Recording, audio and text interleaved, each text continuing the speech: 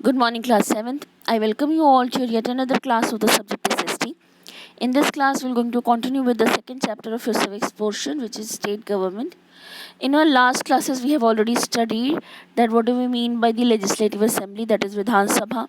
Then what do we mean by the legislative council, that is the Vidhan Parishad. Then what are the functions of the legislative council, which were the legislative functions and the limitation on the power of the state legislative. Then after that we have studied the relationship between the legislative assembly and the legislative council. In today's class we are going to start with the new topic, that is how bill becomes a law. देखो जो bill होता है वो क्या होता है, वो basically एक लॉ होता है जो कि गवर्नमेंट दोनों में से किसी एक हाउस में इंट्रोड्यूस करती है. इनिशियली कोई जो लॉ जब इंट्रोड्यूस किया जाता है किसी भी दोनों में से किसी भी हाउसेज में, तो वो बिल कहा जाता है. अच्छा, ये जो बिल होते हैं ये दो तरह के हो सकते हैं, ordinary bill and the money bill. जो ऑर्डिनरी बिल होता है वो दोनों में से किसी एक हाउस में इंट्रोड्यूस किया जाता है, लेकिन जो मनी बिल होता है वो आपके सिर्फ और सिर्फ लेजिस्लेटिव असेंबली यानी कि विधानसभा में सबसे पहले इंट्रोड्यूस किया जाता है. ऑर्डिनरी बिल आपके जो होते हैं वो आपके डेली एडमिनिस्ट्रेशन से रिलेटेड होते हैं, और जो आपका मनी बिल होता है वो रिलेटेड होता है आपके एक्सपेंस से, पैसे से रिलेटेड होता है. तो यहाँ पर सबसे पहले क्या होता है, इंट्रोडक्शन ऑफ द बिल. तो जैसे कि बिल को पार्टी जो भी लॉ बनाना चाहती है, जो पार्टी अभी पावर में है और वो लॉ बनाना चाहती है किसी तरह का, तो वो बिल लेकर के आती है. और सबसे पहला जो स्टेप होता है that is called the introduction of the bill. तो यहाँ पर इंट्रोडक्शन जब होता है तो सिर्फ बिल का टाइटल पढ़ा जाता है. फिर नेक्स्ट स्टेज आती है डिस्कशन. डिस्कशन में क्या होता है, उसके एक एक क्लॉज बाय क्लॉज उसका डिस्कशन होता है.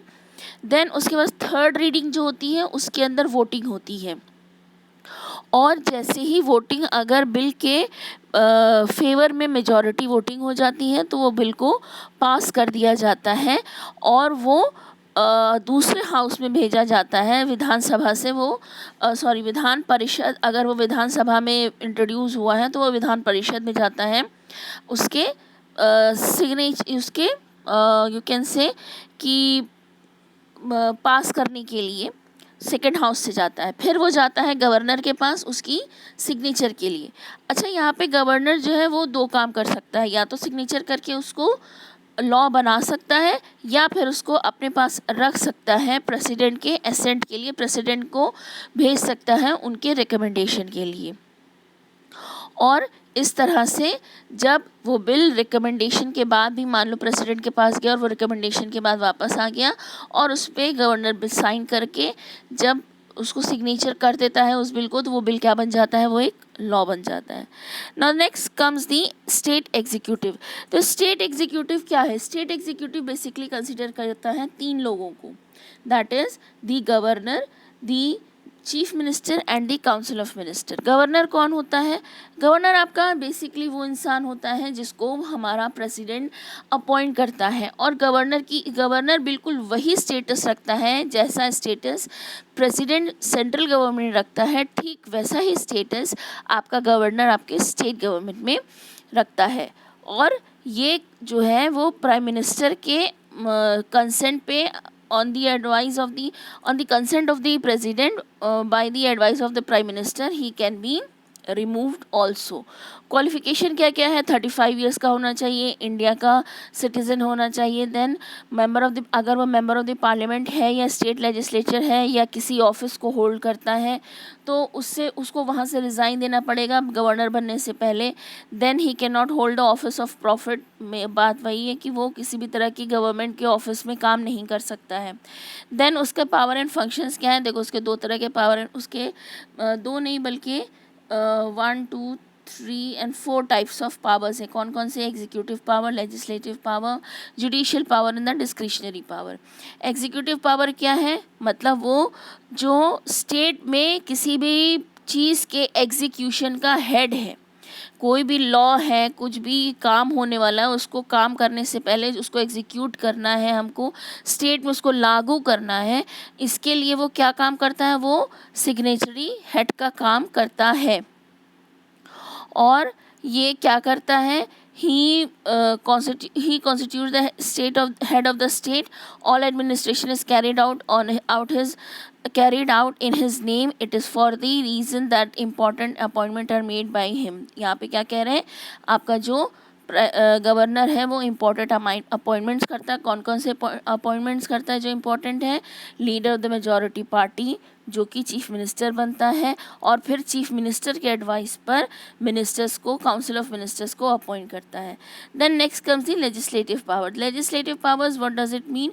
ही summons and produce the sessions of state legislature and addresses the first session of the state legislature. मतलब जब सेशन को बुलाता है और उसको सस्पेंड करता है, और यही वो इंसान है जो सबसे पहले विन की हुई पार्टी को बुलाता है विधानसभा में फर्स्ट सेशन को कंडक्ट करने के लिए.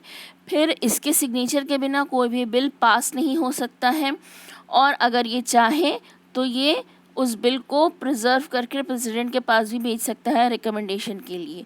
फिर अगर स्टेट लेजिस्लेचर, जो कि विधानसभा है, अगर वो वर्किंग में नहीं है, मान लो उसका सेशन नहीं चल रहा है, तो वो कोई भी लॉ को इशू कर सकता है, जिसको हम कहते हैं ordinance. Very important point, ordinance. What do we mean by ordinance? Ordinance is if the state legislature is not in session, the governor can issue order called the ordinance. This is called ordinance. Very important.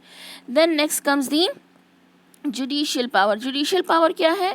यहाँ पर जो governor है, president की ही तरह किसी की कोई भी प्ली को, जैसे प्रेसिडेंट है वो फांसी की सज़ा को माफ़ कर सकता है, उसी तरह से यहाँ पर भी गवर्नर बहुत सारे स्टेट लेवल पे किसी भी इंसान की, जो कि कोई किसी तरह का वो उसको कोई सज़ा मिली हुई है, तो उस सज़ा से उस जो आदमी है जिसको सज़ा मिली है उसको फॉरगो कर सकता है. Then next comes discretionary power.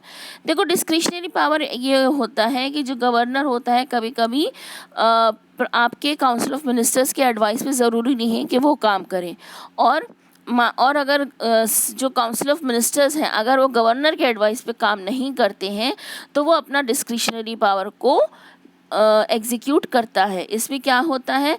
इसमें जो गवर्नर होता है वो एक रिपोर्ट होती है जो प्रेसिडेंट को भेज सकती है, और अगर प्रेसिडेंट ने रिपोर्ट पे रिकमेंड किया है तो वो अपने डिस्क्रिशनरी पावर, गवर्नर अपने डिस्क्रिशनरी पावर को इस्तेमाल करके चीफ मिनिस्टर्स को नया चीफ मिनिस्टर अपॉइंट कर सकता है, और जो गवर्नर है वो बिल को रिजर्व करके भी रख सकता है आपके प्रेसिडेंट के कंसिडरेशन के लिए. Then next part of the state executive is the chief minister. Chief minister again कौन है? ये वो इंसान है जो आपके मेजॉरिटी पार्टी का हेड था, और जब मेजॉरिटी पार्टी विन करके गवर्नर फॉर्म करती है तो उसका जो हेड होता है वही चीफ मिनिस्टर बनता है.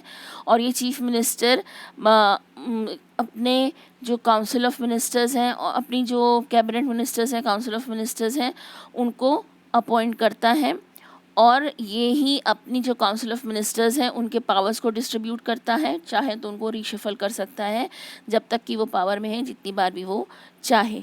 देन ये जो काउंसिल ऑफ मिनिस्टर्स हैं ये 3 कैटेगरी में डिवाइडेड होते हैं: the cabinet ministers, cabinet of state and the deputy minister. देखो, जो कैबिनेट मिनिस्टर्स होते हैं वो सबसे ज़्यादा इम्पॉर्टेंट होते हैं, और वो इंडिपेंडेंट इंचार्ज होते हैं अपने अपने डिपार्टमेंट्स के.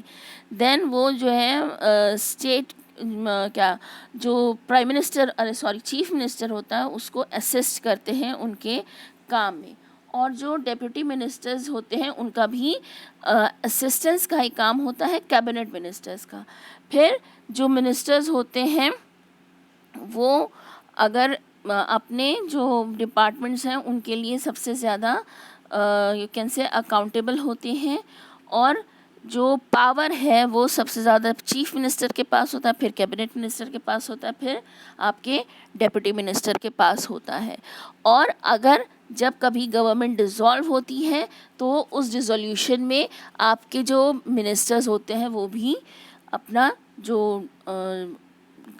डिपार्टमेंट होता है उसको उनको छोड़ना पड़ता है, और उनको भी गवर्नमेंट से रिज़ाइन देना पड़ता है. Then next comes the state administration. State administration देखो क्या होता है। स्टेट एडमिनिस्ट्रेशन बेसिकली आपका होता है स्टेट को एडमिनिस्टर करना, मतलब जो आपकी पॉलिटिकल पावर के अलावा जो वर्किंग होती है वो कौन एडमिनिस्टर करता है, वो बेसिकली एडमिनिस्टर किया जाता है बड़े बड़े ऑफिसर्स के थ्रू, जिनका हेड होता है चीफ मिनिस्टर। वो पावर्स को वो इन ऑफिसर्स को बताता है कि उनको क्या करना है, लेकिन उनका अपॉइंटमेंट नहीं करता है। उनका अपॉइंटमेंट किया जाता है यूनियन पब्लिक सर्विस कमीशन के थ्रू, यूपीएससी के थ्रू, और वो आईएएस का आप सुनते होंगे, यूपीएससी का एग्ज़ाम पास करके वो आते हैं और वो अलग अलग डिपार्टमेंट्स में अलग अलग फंक्शंस को परफॉर्म करते हैं और वो अलग अलग डिपार्टमेंट्स के सेक्रेटरीज़ होते हैं।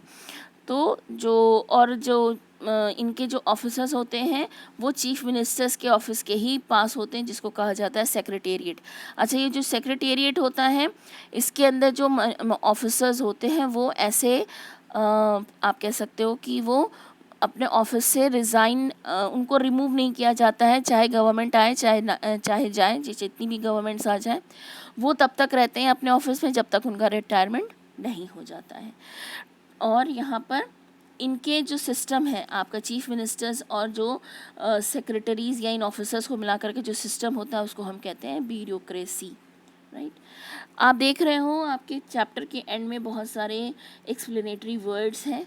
These are very important words from point of view of your knowledge as well as from point of view of your examination. So I would like all of you to go through these words and after that chapter review है आपके chapter के last में, उसको भी आप go through कर लीजिए. It is very important from point of view of your examination. So to this we come to an end of today's class and the end of this chapter. In next class we're going to start up with the next chapter. Till then, take care of yourself. Have a good day ahead.